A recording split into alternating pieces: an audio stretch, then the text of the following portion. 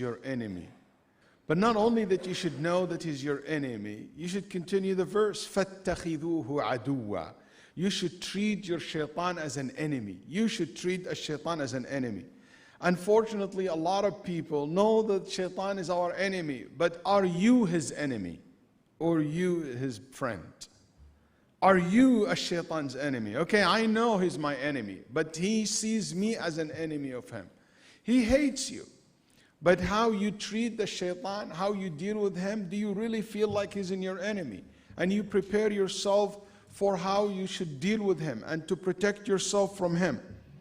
And the shaitan, he hates humans for them being human. It doesn't matter, you're a kafir, Muslim, whatever, he hates you first.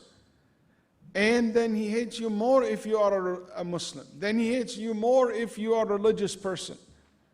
And he feels so angry and mad. And some of the narration, it says that every time you make sujood, a shaitan feels so rage, so full of rage and anger. How come so easy for you to make sujood when Allah ordered you when he couldn't do it? He couldn't convince himself to make sujood when Allah ordered him to prostrate himself before Adam.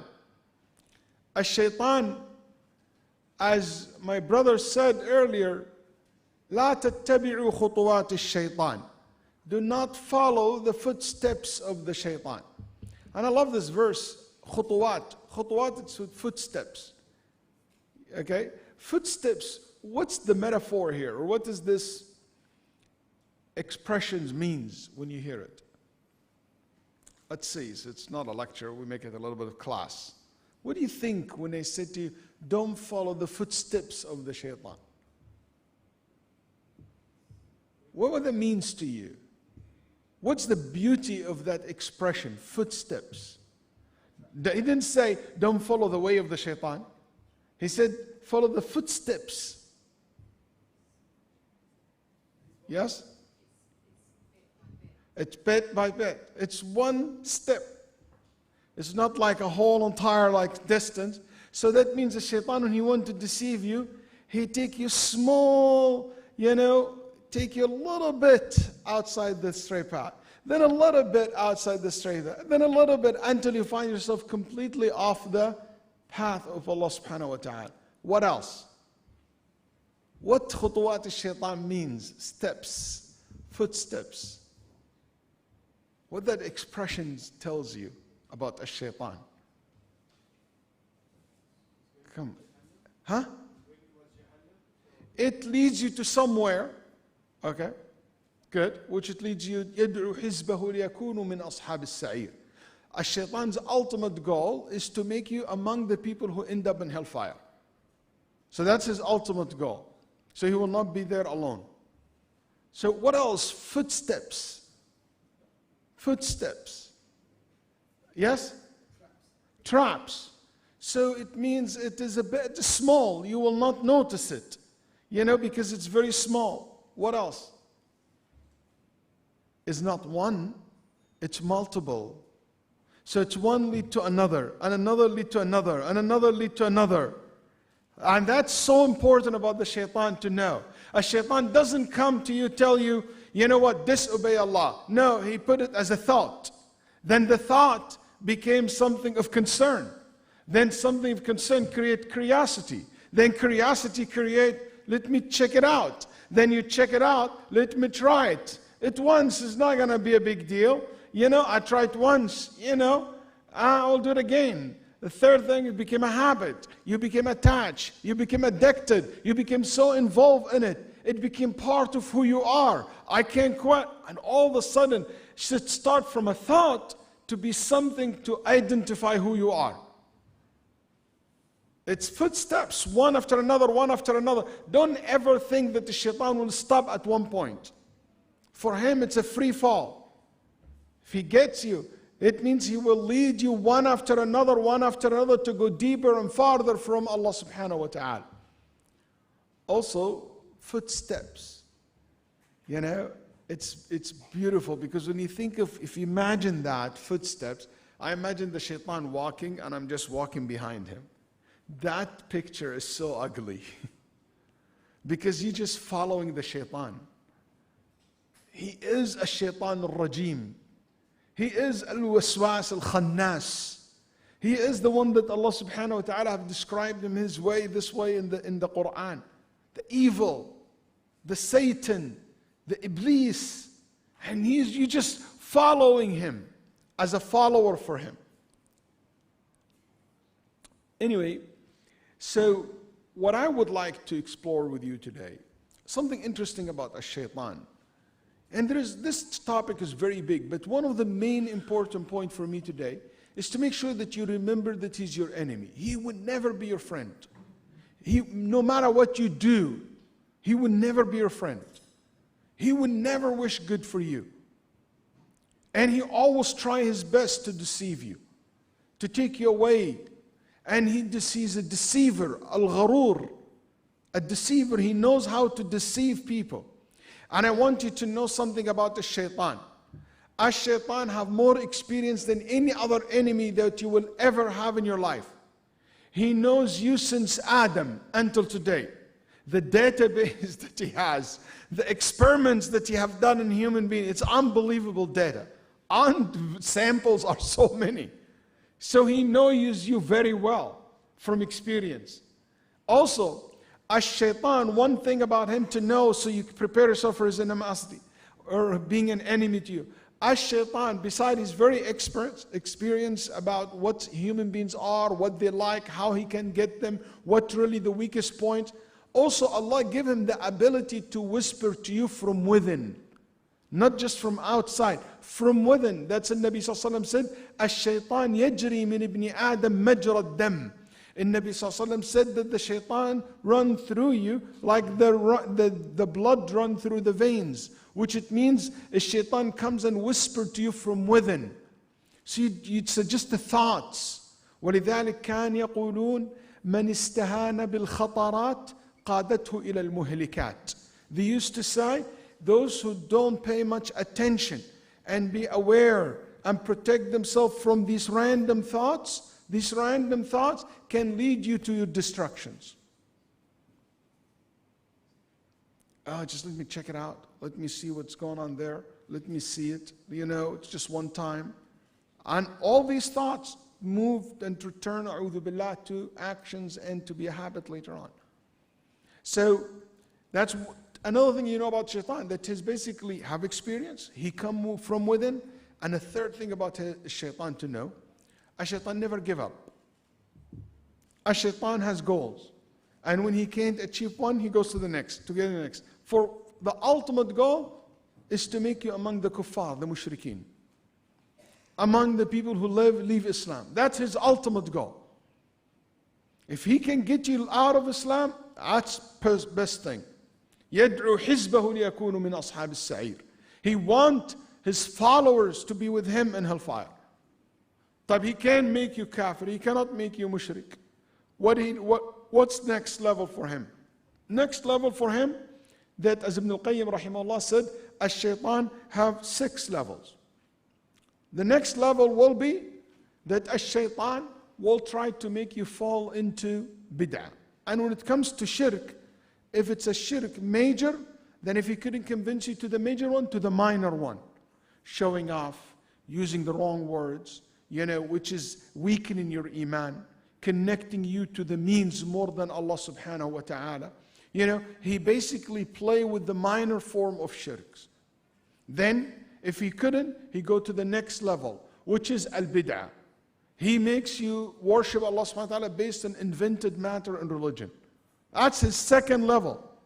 And if he couldn't make you, deceive you from the sunnah to follow the bid'ah, the invented way in the religion, what he will goes to the kaba'ir al-dhunub, to the major sins. And a lot of people don't know that for him, making you fall into bid'ah is more important and higher degree for the Shaytan than make you commit a major sin. So you fall into a major sin next. If he couldn't convince you to make a major sin, he goes to what? Minor sin. That will be level number 4, the minor sin. Then he goes to 5, which is he couldn't convince you to make a major sin, a minor sin. What he will do?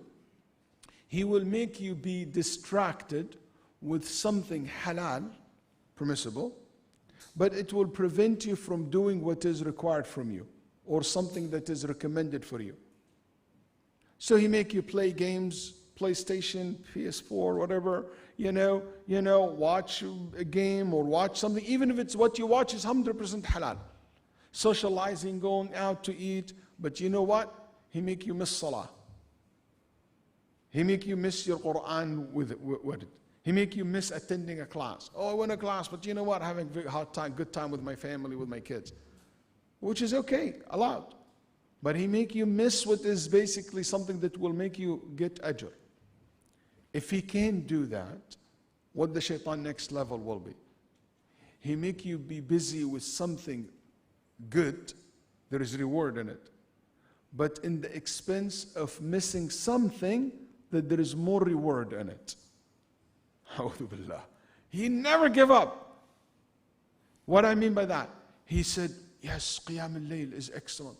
Pray in the night. Ya akhi, go volunteers. Go help feed the homeless in the night. And you go feed the homeless. This is a reward. Yes, there is mashallah, activity and going on and meeting the brother for the sake of Allah, meeting with sisters, together, or I'm making Qiyam al-Layl, I'm praying the whole night. Then 2 o'clock, 2:30, you go to bed, but you miss Fajr.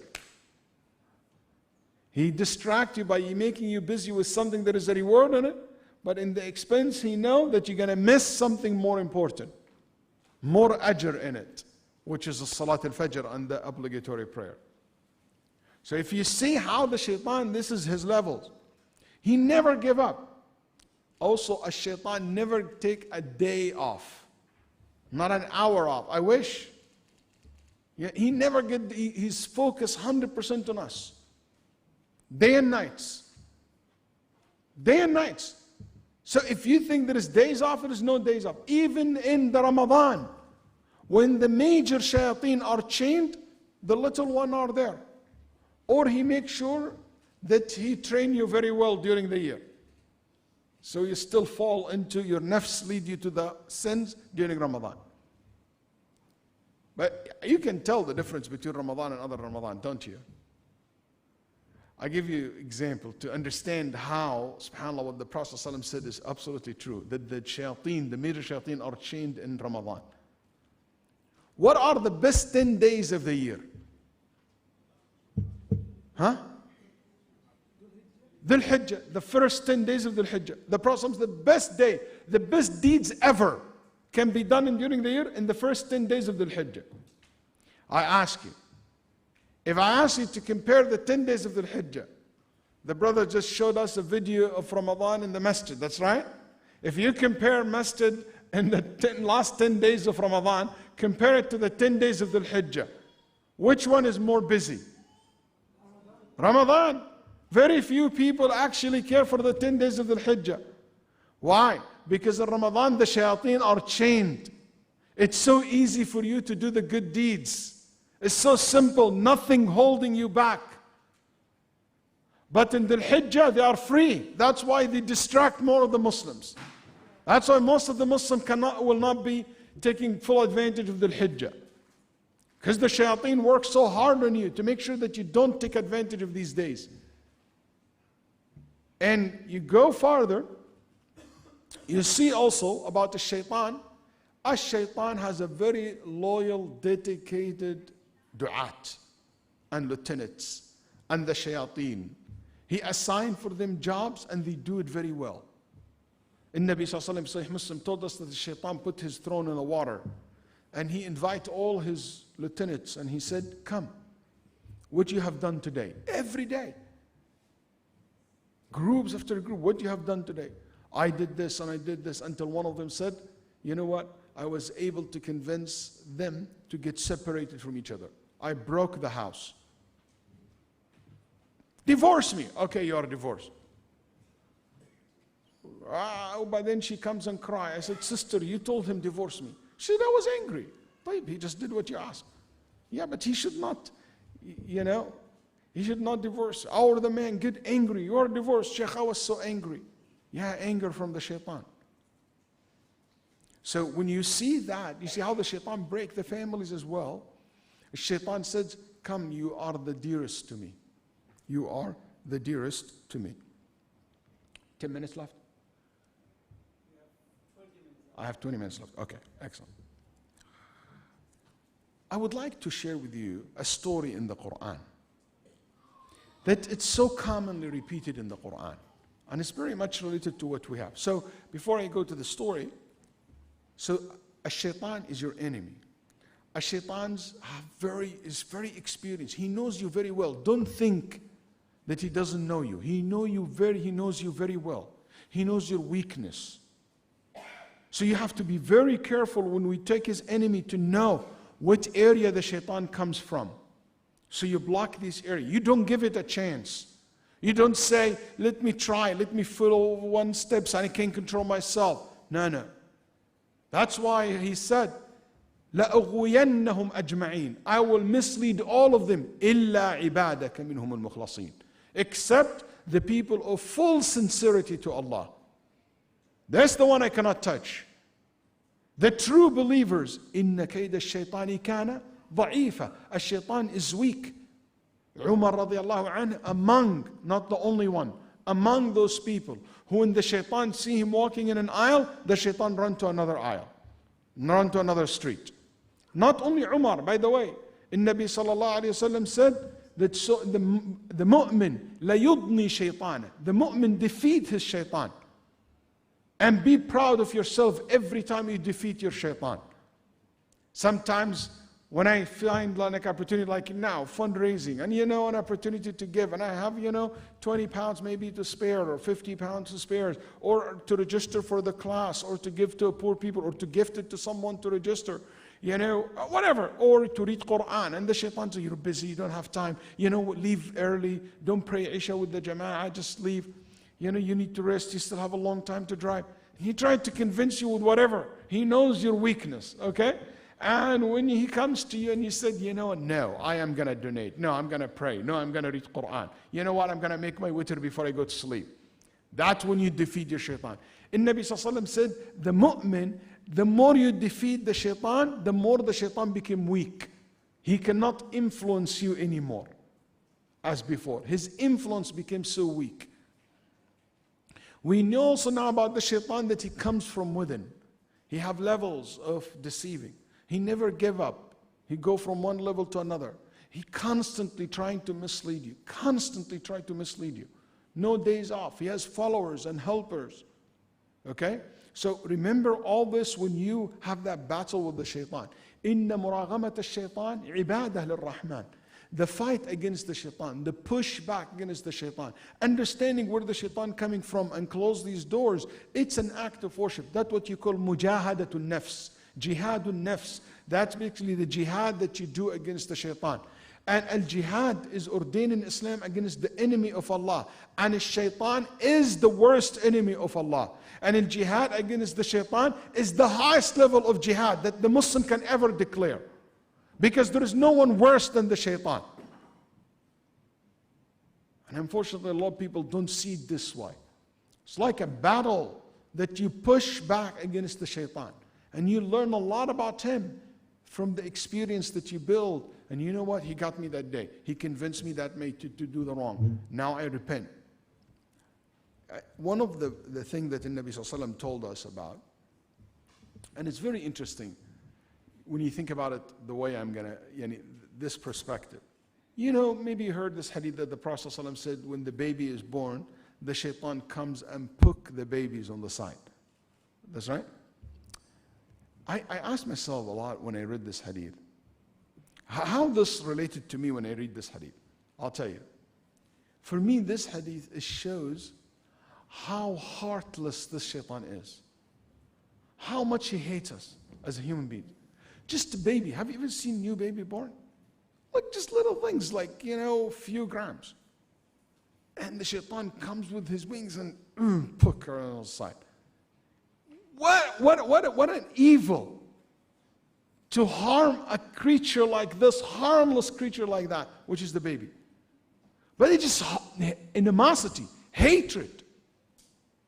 He hates you for who you are. How come after knowing that, you take him wali min dunillah? أَفَتَتَّخِذُونَهُ وَذُرِّيَّتَهُ أَوْلِيَاءَ مِن دُونِي? You taking him and his children, awliya, friends and followers, instead of Allah subhanahu wa ta'ala. You trust the shaitan more than Allah. You obey the shaitan more than Allah. Look at your days. How many times Allah ordered you to do something and how many shaitan ordered you to do something. And when you follow the shaitan more than Allah, where is the brain to follow your enemy's advice? It's one of the stories in the Quran that come a lot. That almost in every surah or every other surahs, especially in the first surahs in the Quran, there is a lot of time this story was repeated. A story that you don't ever get bored by reading it. Know how many times you repeated it. And you can't stop wondering and discovering lessons from this story. It's the story of the father of humanity, which is Adam, and the father of all jinn. And many of the early Salaf, scholars from the Tabi'een and others, even it was reported from Ibn Abbas, that Shaytan, Iblis, the Satan, is actually the father of all jinn. So every jinn is from his offsprings. Okay? He's the father of all of them. So the father of the jinn and the father of the human, the story that took place when Adam was created. And you know the story. But if you look deep into the story, you will find something very interesting, so many things about this story, so many lessons to learn. But what I want to point out, just one aspect of it. So listen to it carefully. It is when Allah subhanahu wa ta'ala told us that the shaitan came to Adam and Hawa and Eve, and he said, وَمَا نَهَاكُمَا رَبُّكُمَا عَن تِلْكُمَا الشَّجَرَةِ إِلَّا أَن تَكُونَا مَلَكَيْنِ أَوْ تَكُونَا مِنَ الْخَالِدِينَ. And he said also to them, وَقَاسَمَهُمَا إِنِّي لَكُمَا لَمِنَ النَّاصِحِينَ. He swore to them that Allah did not forbid you from eating from this tree, except that if you eat from it, you will be like angels. تَكُونَ مَلَكَيْنِ. I asked myself, Shaitan is not dumb, that's right. One thing about Shaitan is not stupid. He's smart. He knows his job well. Why would he tell Adam? I asked myself this question. Why would he tell Adam, if you eat from this tree, you will be like the angels? What make the tree attractive? To be like angels? If I'm Adam, I will tell him, why would I want to be an angel? They just made sujood to me. I'm better than them. The angel just made sujood to me. Why would I want to be like them? I'm even better than them. That's right? Why would he come? When you try to seduce someone, when you try to convince someone to do something, you have to offer something higher. That's right? It's like you have a job and your income in this job is 50,000 pounds. I tell you, I want to give you an offer of 42. What? Like 42? Do you think I'm going to run to your job? No, but if I say I have a 70,000, oh yeah, that's something I will consider. So I ask myself, how come that a shaitan offers something like that to Adam? And that question raised by Ibn al-Qayyim rahimahullah. And he said, actually, Iblis understood Adam well.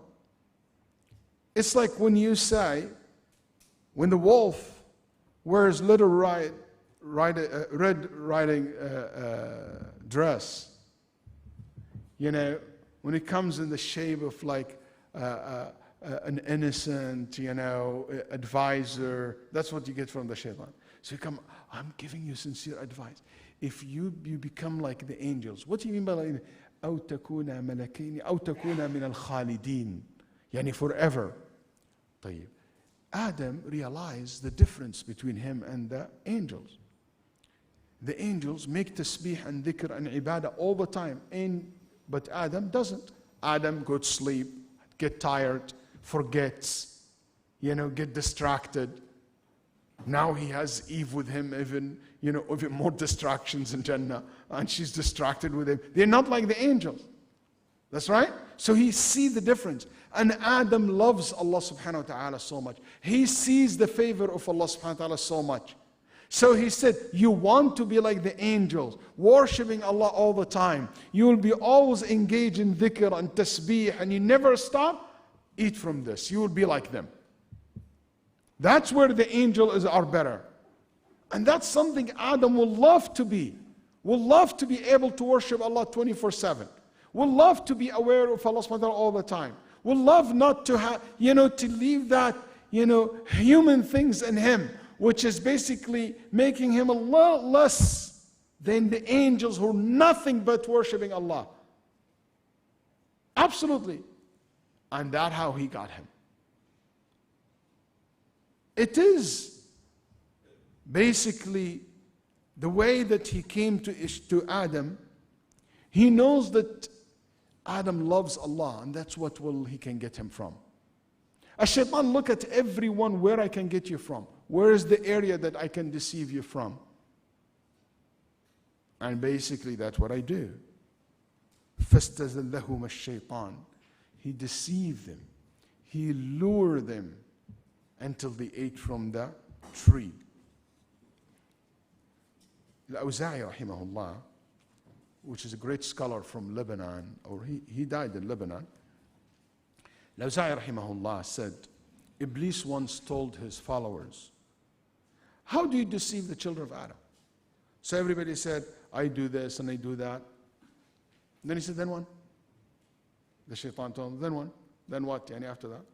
Then, they make istighfar, they ask Allah to forgive them, and Allah will forgive them. Then Shaytan told his followers, what if I give you an idea? I give you something. If you can convince humans to do, their istighfar will not be there. They will never make istighfar. They will never ever ask Allah for forgiveness. They said, what is that make them never ask for forgiveness? How come they disobey Allah and they never ask for forgiveness? What will stop them from seeking forgiveness? قال فبث فيهم الأهواء والبدع. He said, make them practice innovations in religion. Who will think that I need to make tawbah to Allah from a dhikr that I'm making, or an extra salah that I'm doing, or a celebration of a good deeds? Who will think that I need to make tawbah from a dua that I'm making, or a ibadah, an act of worship that I'm doing? Who will think that I need to make tawbah while I'm celebrating the Mawlid of Al-Hussein?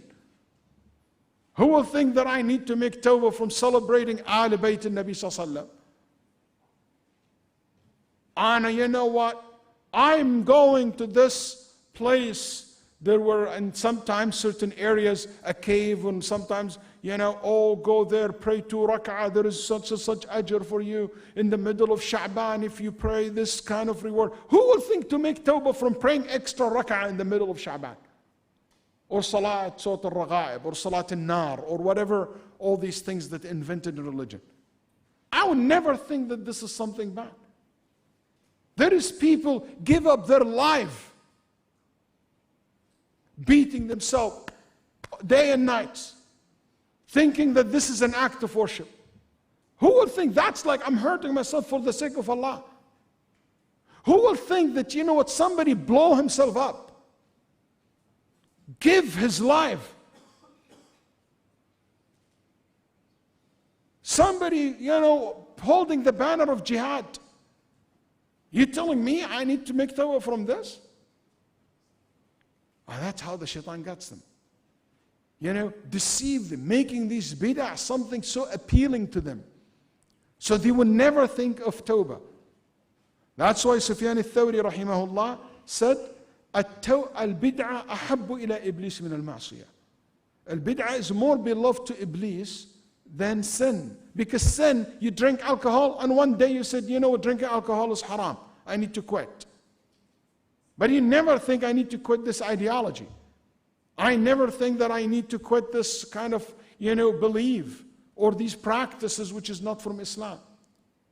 And what the shaitan comes, oh, so what? If you add something into the salah, even, yeah, I know the Prophet didn't do it, but it's okay.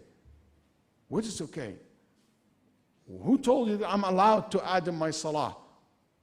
Or to add to the adhan? Or to add to the act of worship? Who are you? You're not a legislator. You're a follower. Anta muttabi'. You're not one who initiated the religion. A man, Imam Malik rahimahullah, said, I want to start my ihram from next to the Prophet ﷺ's grave.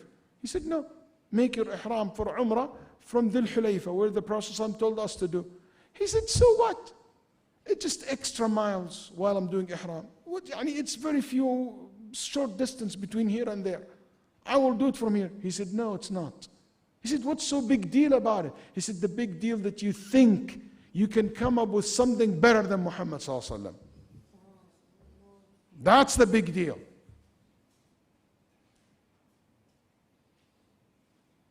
So, that's why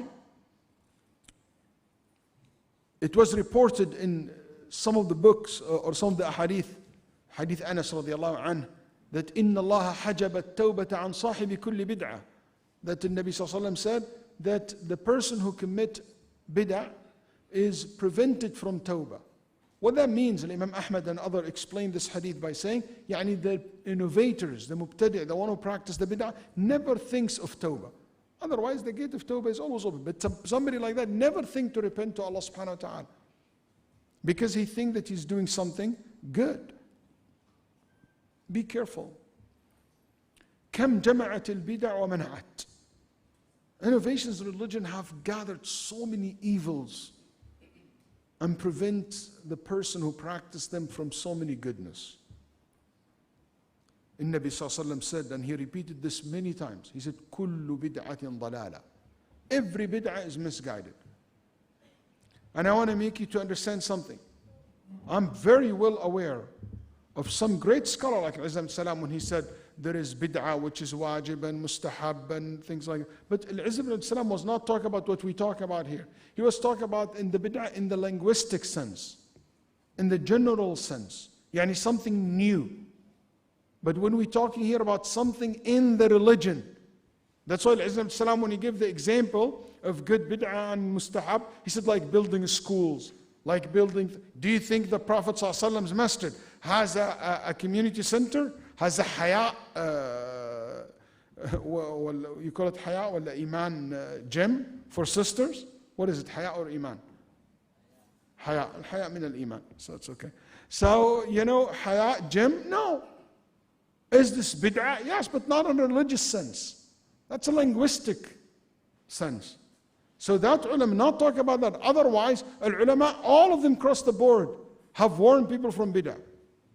Somebody once told me, Shaykh, but this is a good bid'ah. I said, I never met in my life somebody make any bid'ah in his life and said it's bad bid'ah. Everybody said about his bid'ah, good bid'ah. Even the batinis said it's good bid'ah. The batini, the one who said Al-Quran has apparent meaning and hidden meaning. The one who said as-salah is not Allahu Akbar 5 times prayer. No, as-salah, it means to mention the names of our imam. That's it. And as-siyam is to keep the secrets of your shaykh. That's the siyam. Those people think they're not bid'ah. They think they are among Ahl Sunnah. As a matter of fact, Al-Mu'tazila, one of the very far sects in Islam, Al-Qadi Abdul Jabbar said, our people are Ahl Sunnati wal Jama'ah. We are the follower of Ashab in Nabi sallallahu alaihi wasallam. So don't think that anybody comes and make a bid'ah, it means he's going to admit, I'm an evil bid'ah. No, everybody said it's good bid'ah. That's why Ibn Umar said, كل بدعة ضلالة ولو رآها الناس حسنة. Every bid'ah is a misguided, even if people think it's good. This religion is not up to me and you to say, well, that sounds good. وماله فيها إيه? So what? It's okay. That doesn't work this way in religion. And you know what's the worst thing? That the bid'ah, everything you do, not according to the way of the Prophet ﷺ, there is no reward in it. Haba, waste of my time. Waste of money. Not only waste, you can be sinful if you do this intentionally. And if you're just ignorant, there's no reward in it. That's why Sa'id ibn Musayyib, which is a great imam in the Tabi'een, was asked, when people like awam, like average Muslim, practice some bid'ah, is there any reward in that? He said, قَالَ لَيْسَ فِي خِلَافِ السُنَّةِ ثَوَابٍ. There is no reward in something against the sunnah. Maybe Allah reward you for intention, but not for the deeds. Your intention, somebody doesn't know what is Mawlid al-Nabawi is, he goes celebrate the Mawlid. Ibn Taymiyyah rahimahullah said that you can get reward for the intention, but not for the actions. Your intention, which is the love for the Prophet ﷺ. But that's an invitation to go to do it, because this is one of the things that invented in the deen. I guess we stop completely or pause? خلاص. طيب. Anyway, one of the things about al-bid'ah have divided the Muslim ummah through history. There is nothing have divided this ummah like the innovations.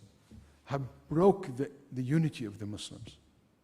If people go back to what the Prophet ﷺ used to be and his companion, people will be unified. Everybody make a bid'ah and think this is the right way, this is right, and fight and make takfir to the others, tabdir to the others. My advice to you, if you want to hold into the sunnah and to avoid the innovations religion, which is one of the worst, one of the biggest goal of the shaitan, make sure that you always follow what Allah and His Messenger ﷺ said. Follow the people that know of sunnah, trusted ulama, trusted scholars.